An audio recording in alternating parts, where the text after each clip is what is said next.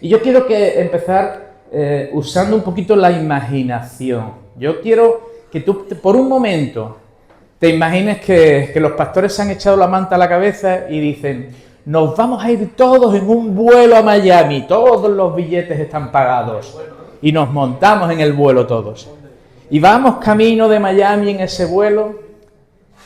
Y hay un momento del vuelo en el cual el piloto da una comunicación. Lamentamos decirle que hemos tenido un fallo en los motores, que en breve probablemente nos estrellaremos y que lamentablemente apenas podemos tener casi un minuto. Les ruego que cojan sus móviles y que, si quieren, manden un último mensaje a sus seres queridos. Que manden sus últimas palabras para que permanezcan, al menos en el recuerdo de aquellos que les aman. ¿Qué palabras dirías tú? ¿Tienes un minuto para encender el móvil, para buscar el WhatsApp quizás? Te quedan 40 segundos. ¿Qué palabras escogerías para dejar a tus seres más queridos? Es difícil, ¿verdad? ¿Cuáles serían las palabras más importantes que tú dejarías en ese audio para que los que te van a sobrevivir puedan escucharlo de tu viva voz? Quizás esto es lo que Jesús quiso decirnos. Quiero llevarte a un texto en el cual Jesús sabe que va a llegar el momento final. De hecho, este texto comienza: Padre, la hora ha llegado. Se encuentra en Juan capítulo 17. Padre, la hora ha llegado. Así comienza este capítulo. Y Jesús va a dejar una última oración. ¿Y por qué te llevaba yo con la imaginación a este momento? Porque quiero que entiendas la importancia de esa última oración, de esas últimas palabras. Si tú tuvieras que escoger esas palabras, escogerías las más importantes para dejar más allá, para dejar para la posteridad. Jesús va a dejar un mensaje extremadamente importante para nosotros. Toda su palabra es importante, pero es el propio Jesús el que hace esta oración al Padre y deja dicho unas palabras que son para los que le van a sobrevivir cuando ya Él sea crucificado. Para ti y para mí. Y Él va a repetir en un momento de este mensaje una palabra en concreto. Una palabra con la cual la hemos titulado hoy nosotros. La palabra gen. ¿Y qué significa gen? Viene del griego antiguo. Y gen significa concretamente una palabra muy específica que Jesús va a repetir y que nosotros ahora lo vamos a ver. Por eso lo quise titular así. Gen. Y quiero que me acompañes a San Juan capítulo 17 y vamos a leer desde el versículo 20 hasta el versículo 23. San Juan capítulo 17, desde el versículo 20 hasta el 23. Y dice así la palabra de Dios. Mas no ruego solamente por estos, sino también por los que han de creer en mí por la palabra de ellos. Para que todos sean, y ahí usa la palabra, gen. ¿Qué dice? Para que todos sean uno. Como tú, oh Padre, en mí y yo en ti, que ellos también sean gen, que sean uno en nosotros, para que el mundo crea que tú me enviaste. La gloria que me diste yo les he dado, para que sean gen, uno. Lo vuelve a repetir, ya es la tercera vez. Así como nosotros somos gen, uno. Yo en ellos y tú en mí, para que sean perfectos en unidad, para que el mundo conozca que tú me enviaste y que lo has amado a ellos como también a mí me has amado. Queridos hermanos, nos tomamos a veces el tema de la unidad como una cosa, bueno, pues una cosa más que un cristiano, que un creyente debe de tener en una iglesia. Pero el Señor Jesús le dio una importancia extrema. Eran sus últimas oraciones antes de que fuera apresado, antes de ir a la cruz. Y 4 veces repitió esta palabra. 4 veces quiso dejar para nosotros este mensaje, que sean uno. Ahora, él no empleó este término griego por casualidad. Podía haber usado diferentes términos para la palabra uno. Él usó una palabra muy concreta, y es esta palabra, gen, que en griego antiguo no quería decir que fueran iguales. Es decir, lo que Jesús no quería decirnos era que todos y cada uno de nosotros tenemos que pensar lo mismo, actuar de la misma forma y ser exactamente iguales unos de otros. No, la palabra gen tiene una connotación muy particular. Y es que la palabra gen lo que quiere decir es que seamos uno en naturaleza, uno en propósito y uno en relación, en comunión. No que seamos uno exactamente iguales unos de otros, sino que seamos uno en naturaleza, uno en propósito y uno en comunión. Uno en naturaleza porque de la misma forma que el Padre, el Hijo y el Espíritu Santo son 3 personas, pero un solo Dios. Tú y yo hemos nacido de nuevo y compartimos una nueva naturaleza.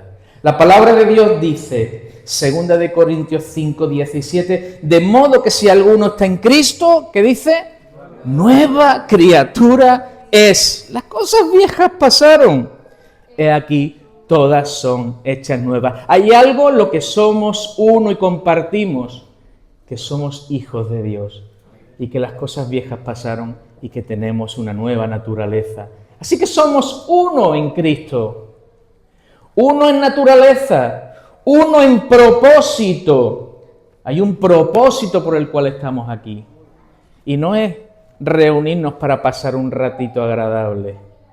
El apóstol Pedro dijo, 1 de Pedro 2:9, mas vosotros sois linaje escogido, real sacerdocio, nación santa, pueblo adquirido por Dios, para que anunciéis las virtudes de aquel que os llamó de las tinieblas a su luz admirable. Hay un propósito que nos une. Y no es que esta iglesia sea más grande, no es que las paredes sean más bonitas, que son espectaculares, la verdad. No es que nos vayamos a otro lugar y seamos más conocidos, sino que tenemos un propósito que nos une. Y ese propósito es que anunciemos las virtudes de aquel que nos llamó de las tinieblas a su luz admirable. Uno en naturaleza, uno en propósito, uno en relación, en comunión, de la misma manera que el Padre, el Hijo y el Espíritu Santo tienen una relación entre ellos. Dios quiere que nosotros seamos uno en relación. Primera de Juan, capítulo 1:7 dice, pero si andamos en luz, como Él está en luz, tenemos comunión unos con otros y la sangre de Jesucristo nos limpia de todo pecado. Así que Jesús no usó la palabra gen de una manera esporádica, sino que usó la palabra gen de una manera muy concreta.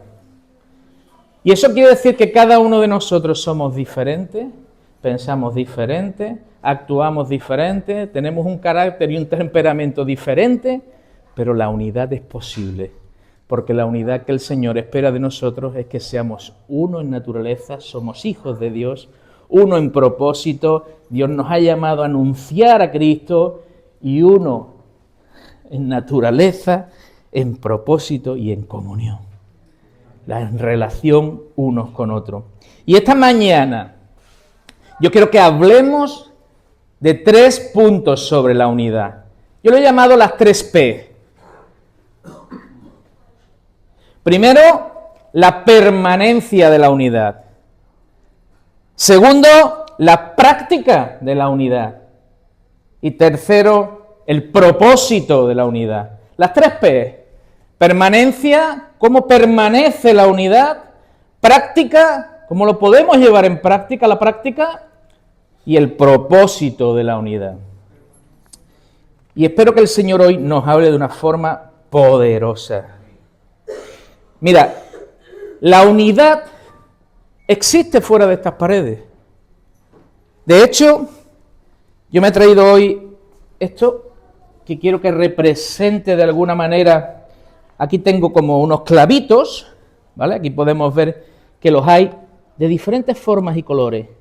Los tengo más gorditos, porque aquí hay algunos que son como yo, más gorditos. Los hay doraditos, porque hay algunos o algunas que son muy guapas, muy perfiladas. Los tengo bajitos, chiquititos, algunos son más bajitos que otros, ¿vale? Tengo diferentes tipos, y en la sociedad es así. Hay diferentes tipos de personas que hay un momento determinado que se unen. Porque la unidad que existe fuera de estas paredes.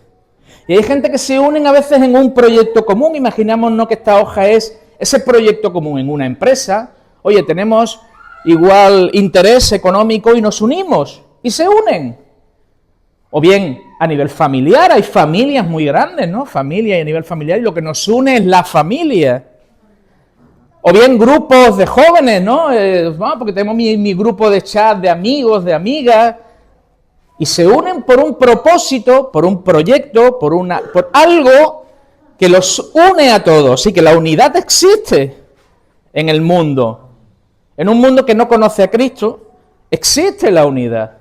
Ahora bien, esa unidad está supeditada a esa base, a ese proyecto, a esa empresa, a ese grupo de amigos, a todo aquello que hace que permanezcan unidos. Cuando ese propósito, cuando esa empresa, cuando ese grupo empieza a tambalearse, cuando empieza a haber problemas, cuando empiezan a haber circunstancias, esa unidad empieza a tambalear, esa unidad empieza a resquebrajarse. Y cuando esa unidad, de una manera clara, desaparece, todos quedan desperdigados. Cuando empiezan los problemas en las familias, unos van por un lado, ya no me hablo con mi hermana, con mi hermano, con mi tía, con mi tío. Cuando empiezan los problemas en las empresas y los socios quieren dividirse. Cuando en los grupos de amigos, es que esta me dijo, es que habló mal de mí, es que yo ya no voy, yo me borro del grupo de WhatsApp. Y lo que antes les unía, que era ese propósito común, en el momento en que se tambalea, esa unidad desaparece. Y esto a veces puede pasar también en la iglesia. Si la unidad de esta iglesia es simplemente para llenar estas sillas, esa unidad, en el momento en que se tambalee, hará que cada uno nos esperdiguemos. No me gusta el pastor como predica. No me gusta el hermano o la hermana tal cual que me habló y me dijo. Porque tu unidad está fundamentada en algo que, bueno, porque cantamos todos y, oye, se pasa bonito.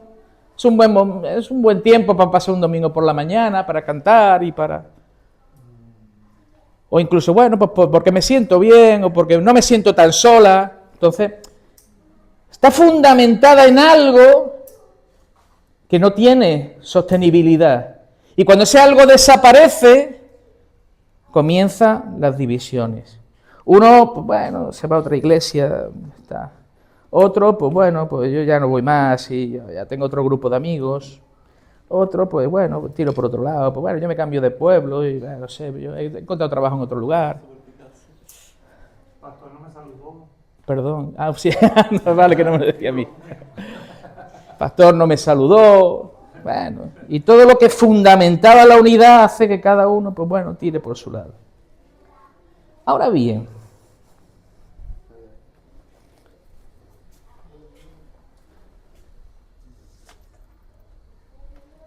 permíteme dejar el micro porque quiero sacar algo.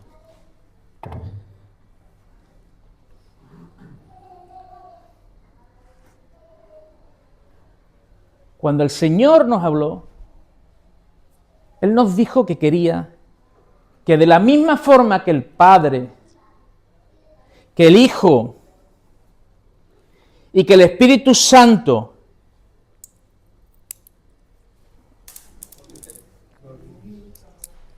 eran uno, de la misma forma que ellos eran uno, Él quería que nosotros fuéramos uno en Él. De manera que cuando introducimos en el elemento al Padre, al Hijo y al Espíritu Santo, en el momento y en el instante en que aquello que nos unía desaparece, todos permanecemos unidos. Porque la unidad no está fundamentada ni en que en esta iglesia es más bonita, ni en que hay hermanos que me caen mejor, ni en que se canta mejor que en aquella porque hay un mejor grupo de alabanza, ni en que hay algo común que nos une, sino que la unidad está fundamentada única y exclusivamente en nuestra conexión y relación con Dios. Y es eso lo que hace que permanezca esa unidad. Y es eso lo que nos ayuda a poder perdonar, porque Cristo nos perdonó.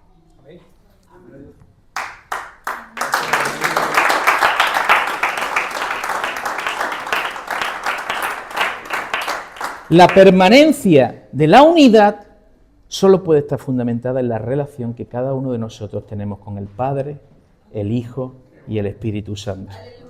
Es la única manera, porque todos y cada uno de nosotros somos diferentes y tenemos carácter diferente. Y a veces entramos por una puerta esperando, lo decía el hermano, que alguien nos salude y nadie nos saludó. Pero cuando tu conexión con el Señor, cuando tú andas en el Espíritu, cuando tú vienes en el deseo de adorar al Señor, estas cosas ya pasan a un segundo plano. Y la unidad es posible. Esa unidad de la que el Señor nos hablaba. Pero solo cuando nuestra unidad está fundamentada y agarrada al Padre, al Hijo y al Espíritu Santo. ¡Aleluya!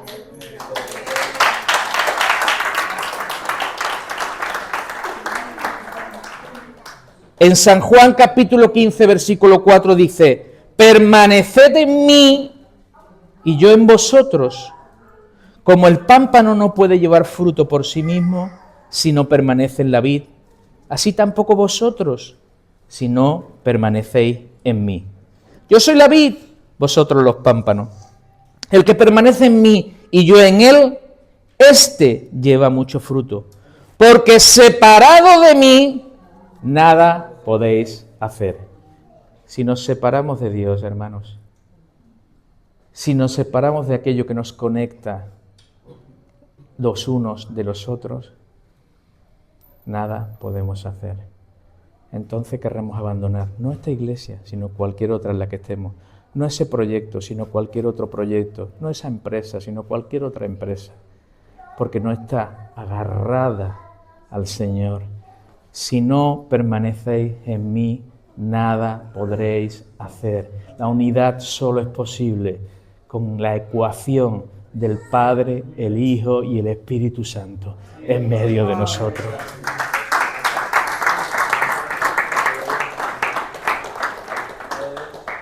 La permanencia de la unidad solo es posible con el elemento principal del cual Jesús nos habló, que sean uno como nosotros somos uno, el Padre, el Hijo y el Espíritu Santo. La práctica de la unidad. Ay, amigo, aquí entramos en camino pantagoso. La práctica, ¿cómo llevamos esto a la práctica? Mira, había un momento en el cual el pueblo de Israel tiene que luchar contra Amalek, contra los amalecitas. Y se encuentra en Éxodo. Y hay un momento en que Moisés le dice a José, José, comienza la batalla, yo me voy a ir arriba a la cumbre y voy a levantar mi vara. Y Moisés levanta la vara, pero había momentos, dice la palabra, en que se cansaba.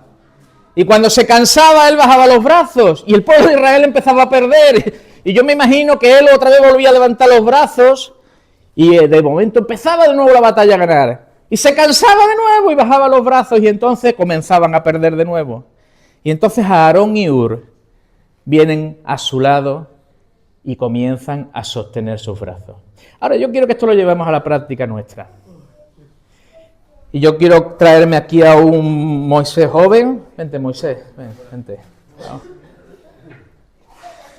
Y que te vengas aquí, por favor. Y yo y voy a traerme a un Aarón jovencito también, por favor, vente, Aarón.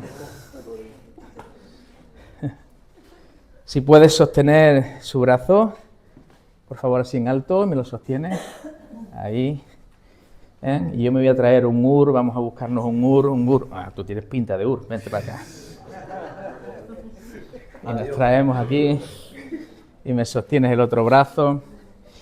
Ahora bien, si yo los dejara así ya hasta que termine el culto y bueno, y nos vamos a casa y ellos siguen así, comenzarán a cansarse, porque los brazos se cansan. Pero cuando el cansancio comienza, entonces yo me traigo a alguien que dice, no te preocupes, yo estoy dispuesto a sostener tus brazos. Pero dice, yo también me canso. Digo, bueno, no te preocupes, hermana. Dice, no te preocupes, que yo voy a sostener los tuyos.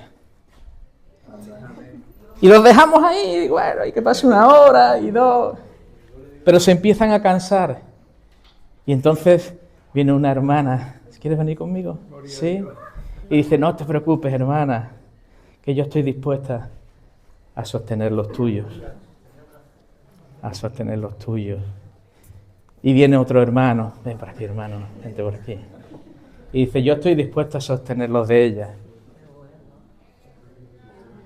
Y entonces se demuestra la unidad, que no todos tenemos que estar sosteniendo los brazos del pastor, de la pastora, del ministerio, de la alabanza, del hermano, de la hermana, sino que cada uno en nuestra pequeña parte sostenemos los brazos de otro hermano. Sin saber que sosteniendo los brazos solo de un hermano, ya estamos sosteniendo los brazos de muchos más. Y entonces la unidad se hace práctica. No se trata de que todos y cada uno salvemos a todos, sino que sostengan los brazos de un hermano, de una hermana. Porque él a su vez sostendrá los de otros. Y él a su vez sostendrá los de otros. Y ella a su vez las de otra. Y ella a su vez las de otra. Y así se pone en práctica la unidad de unos con otros. No todos nos tenemos por qué llevar fantásticamente bien con todos, pero sí con el círculo íntimo. Jesús tenía un círculo íntimo donde podemos ayudar en nuestros consejos, en nuestra economía quizás, no sé. Cada uno sabe en qué tiene que sostener los brazos del hermano que está a su lado, del hermano, de la hermana que está cerca.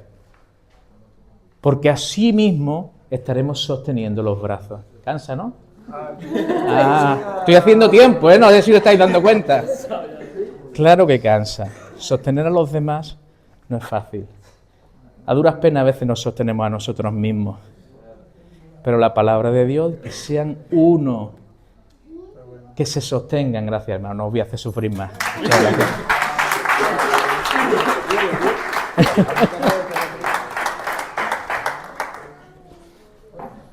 La unidad práctica se demuestra por medio del sostenimiento de unos a otros.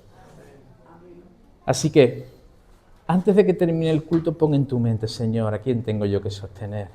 ¿A quién le tengo que dar esa palabra de aliento, de consejo, de ayuda, de abrir las puertas de mi casa, de tomarme un cafelito?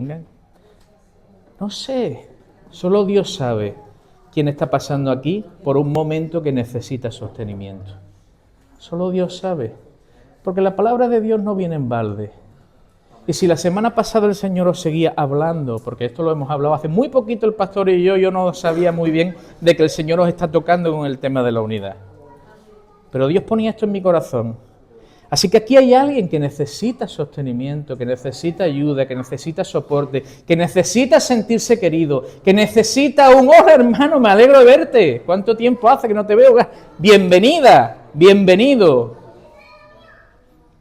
La unidad en la práctica se hace sosteniendo al que está cerca de ti, al hermano, a la hermana, al amigo, incluso a los que están fuera. Habrá gente que no necesita quizás que vayamos con el cuchillo de la palabra, sino que solo necesitarán que, espera, voy a sostener tus manos, sin nada más allá, no te preocupes, confía en mí. Sabes que en el trabajo hay mucha gente que nunca se atrevió a hablar conmigo del Señor, pero que solo por el hecho de estar ahí en momentos de su vida que necesitaban simplemente estar a su lado, sin pronunciar una palabra de Dios. Y créeme que creo poderosamente en que la palabra de Dios es la que transforma los corazones. Pero hay veces que tenemos que estar simplemente, y eso transforma vida, porque la unidad se hace práctica. Ahora bien, Pablo escribe en los Colosenses y dice, Colosenses capítulo 3, versículo 11, donde no hay griego ni judío, circuncisión ni incircuncisión, bárbaro ni escita, siervo ni libre, sino que Cristo es el todo y en todos. Vestidos pues como escogidos de Dios, santos y amados, de entrañable misericordia, de benignidad, de humildad, de mansedumbre, de paciencia. Y aquí dice algo chungui. Soportándoos unos a otros y perdonándoos unos a otros si alguno tuviere queja contra otro. De la manera que Cristo os perdonó, así también hacedlo vosotros. Lo refuerza Pablo también en Gálatas. Gálatas capítulo 6, versículo 2. Sobrellevad los unos las cargas de los otros y cumplid así la ley de Cristo. Ahora, permíteme esto ilustrarlo también. Y ahora sí nos vamos a hacer un poquito como niños. ¿Quién no ha tenido en su vida, bueno, los chicos, no quiero ser, pero bueno, las cosas así de construcción, lo hemos tenido mucho.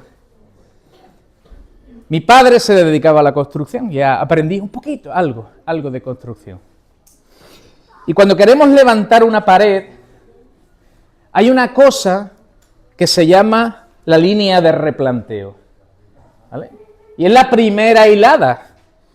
Es la primera hilada en la cual tú vas a edificar y es la que marca un poco la línea sobre la que esa pared se va. Pero después, una vez elaborada esa línea de replanteo, tienes que empezar a construir y a edificar. Y empiezas a poner ladrillos, uno encima de otro, y otro ladrillito, y siguen más ladrillitos. Tenemos que levantar una pared entera, y siguen más ladrillitos, y seguimos con ladrillitos, y seguimos levantando. Ahora, lo que Pablo está diciendo es una cosa interesante, que hay una línea de replanteo, que hay una línea inicial, pero que cada uno de nosotros somos edificio de Dios. Por tanto, cada uno de nosotros representamos estos ladrillitos del edificio de Dios, donde a cada uno de nosotros nos tocará estar en alguna línea concreta. Mira qué curioso, que el que le toque servir más a Dios, el que le toque amar más a Dios, le va a tocar soportar más ladrillos encima suya. Y este es el peso que a veces llevan los propios pastores, aquellos en los cuales el Señor dijo, te pongo aquí para abrir brecha. Y empiezan a soportar la carga de muchos ladrillos que están por encima de sus hombros. Y cada ladrillo tiene que soportar a su vez el ladrillo que está por encima de él. Qué guay al que le toque el último ladrillo, ¿no? A mí me soportan todos, pero yo no soporto a nadie, ¿no? El Señor sigue edificando su iglesia. Y a cada uno de nosotros nos llama a soportarnos los unos de los otros. La única unidad se demuestra cuando somos capaces de llevar las cargas los unos de los otros. El Señor nos está diciendo, mi querido hermano, mi querida hermana, a veces es difícil perdonar, a veces es difícil llevar la carga de otro, a veces hay alguien que te contestará mal, pero la palabra de Dios nos dice soportándonos unos a otros, perdonándonos unos a otros, y si alguno tuviera queja, de la manera que Cristo os perdonó, así también hacedlo vosotros. ¿Qué parte quieres ser tú del edificio de Dios, de esa pared que está fundamentada sobre los cimientos de la palabra de Dios, de los apóstoles y de los profetas, y está fundamentada en el ángulo principal, que es Cristo? Esa es la casa de Dios. Tú y yo somos parte del edificio de Dios. Tú y yo somos un simple ladrillito. Ahora, a alguno le va a tocar, mira, esto es, yo lo llamé el ladrillo de esquina. ¿Por qué? Yo lo he puesto todo así en fila, pero la verdadera construcción no es así, se suelen ir solapando unos con otros. Ahora pasa una cosa curiosa cuando tú llegas a la esquina. Cuando tú llegas a la esquina no entra un ladrillo entero. Hay que partirlo. A alguno le tocará ser ladrillo de esquina. A alguno el Señor lo tendrá que romper para decir, te tengo que colocar en este lugar, porque es fundamental en el edificio que yo estoy construyendo. ¿Sabes que los albañiles muchas veces los ladrillos de esquina los cogen del montón del desecho? De todos los ladrillos que se rompieron. Hermano, lo que el mundo desecha, Dios lo aprovecha.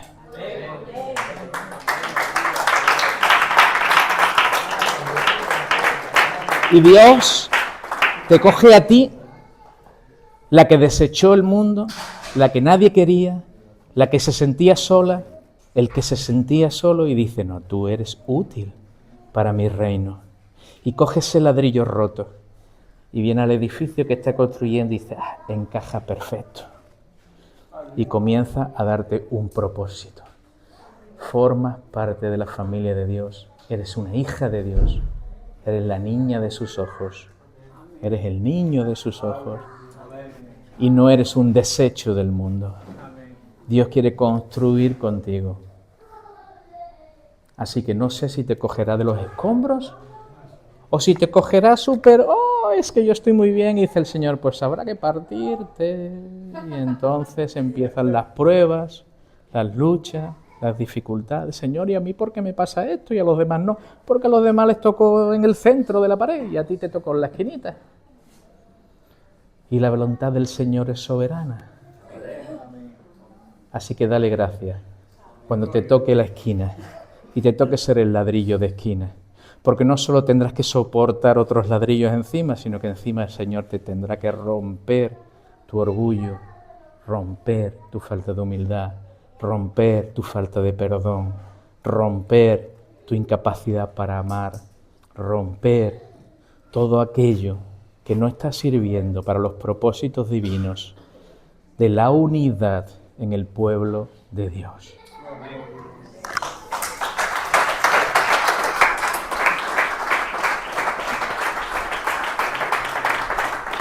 Así que hemos hablado de la permanencia de la unidad, sostenemos las manos los unos de los otros. Hemos hablado de la práctica de la unidad, sosteniéndonos y además soportándonos unos a otros, conectados con Dios. Y hablemos finalmente de ¿para qué todo esto?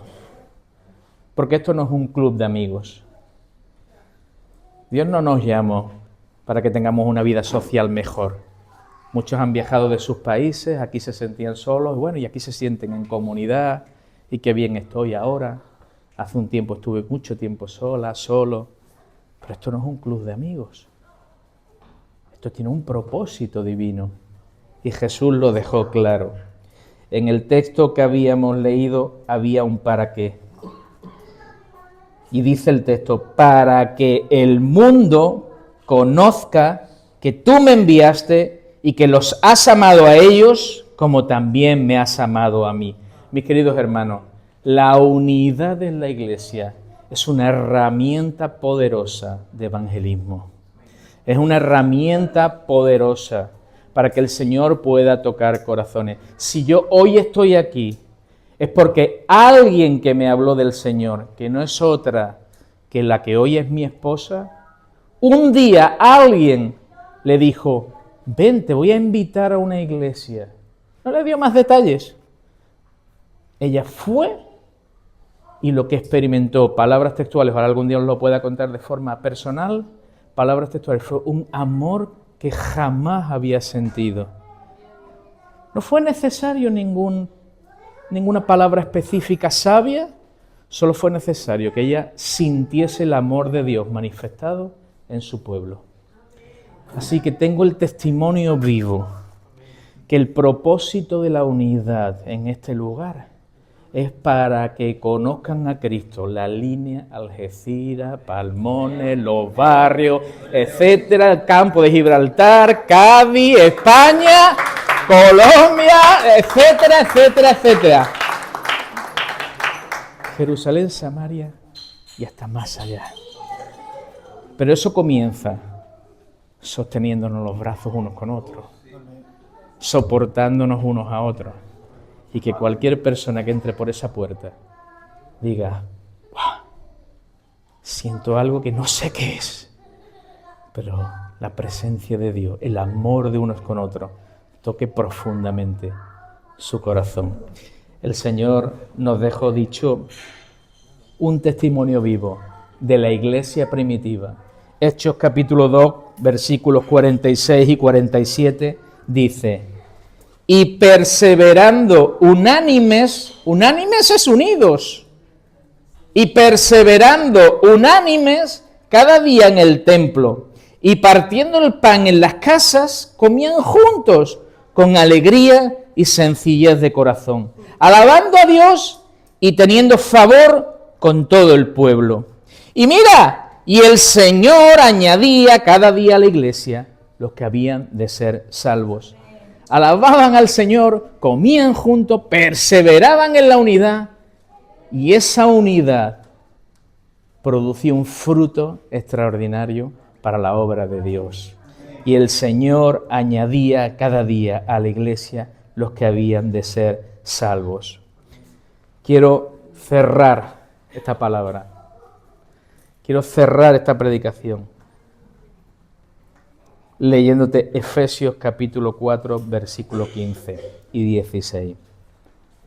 Dice, sino que, siguiendo la verdad en amor, crezcamos en todo aquel que es la cabeza, esto es Cristo, de quien todo el cuerpo, bien concertado y unido entre sí por todas las coyunturas que se ayudan mutuamente, según la actividad propia de cada miembro, recibe su crecimiento para ir edificándose en amor. Somos un cuerpo, mis hermanos.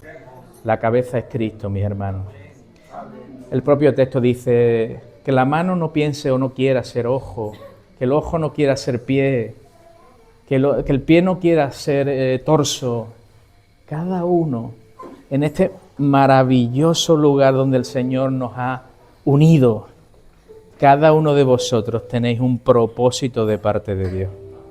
Cada uno de vosotros tiene unos talentos, unos recursos que Dios ha dotado.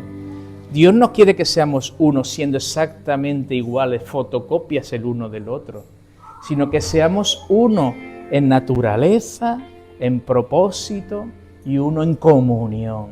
Pero cada uno de nosotros diferentes, porque cada uno de nosotros somos una parte de ese cuerpo. Porque a algunos le tocó ser mano. A mí igual me tocó ser dedo gordo del pie. Pero no pasa nada, es fundamental. Yo no quiero perder mi dedo. Toda y cada una de las partes de mi cuerpo son necesarias. A mí que no me quiten nada. Y el Señor dice, tengo aquí un cuerpo. Tengo aquí dedos, tengo aquí pies, tengo aquí manos. Tengo aquí un corazón, tengo uno que es un corazón, tengo una hermana que es todo corazón. Tengo otros que son los pulmones. Cada uno de nosotros, no te compares con nadie, mi hermano, mi hermana. Ay, si a mí me gustaría cantar como, o tocar la guitarra. Dios te dio unos talentos particulares a ti. No los tiene otro, solo los tienes tú. No estás aquí por casualidad. Tienes unas herramientas en tus manos y Dios las quiere usar. ¿Qué parte te tocó ser? Pídele al Señor, muéstrame, Señor, cómo ser útil en tu reino siendo la parte del cuerpo que me toca ser, que me pertenece. Algunos tienen un talento para la hospitalidad en sus casas, abren sus hogares. Otros tienen un talento especial para la intercesión. No todos valen para todo. No todos somos capaces en todo. Ni todos queremos pretender ser lo mismo. Dios ha regalado en esta iglesia talentos y las tienes. Y si te estás menospreciando, escúchame, eres simplemente un ladrillo de esquina roto. Yo pasé tanto. ¿Yo qué puedo ofrecer? Eres simplemente un ladrillo de esquina. Dios te sacó del escombro, te sacudió el polvo y dijo, claro que eres útil. Claro que eres útil, no te menosprecies. No menosprecies lo que yo he hecho contigo, te dice el Señor. No te menosprecies. Porque Dios te quiere usar. Porque Dios te quiere usar. Porque eres preciosa y precioso para Dios. Cierra tus ojos por un momento.